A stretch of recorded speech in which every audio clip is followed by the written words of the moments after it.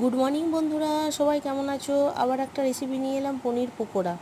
দেখুন, একটা পাত্রের মধ্যে ছোট ছোট আমি পনিরগুলো কেটে রেখেছিলাম, ওইটাকে একটা পাত্রে নিয়ে নিলাম। এর মধ্যে সয়া সস আর টমেটো সস দিয়ে দেবো।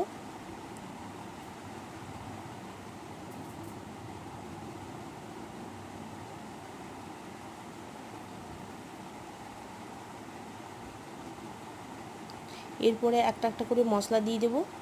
নুন, সামান্য কাশ্মীরি লঙ্কা গুঁড়ো দিতে পারেন, আমি দিইনি, আমি একটু মিক্স মশলা দিয়ে দিলাম, একটু হলুদ দিয়ে দিলাম। আর আটা ব্যবহার করলাম, আমি ময়দা ব্যবহার করি না, ময়দা শরীরের জন্য ভালো নয়। আর কর্নফ্লাওয়ার দিয়ে দিলাম। এটাকে জল দিয়ে একটুখানি মেখে নেব। এরপরে ডুবন্ত তেলে আমি পকোড়াগুলো ভেজে নেব।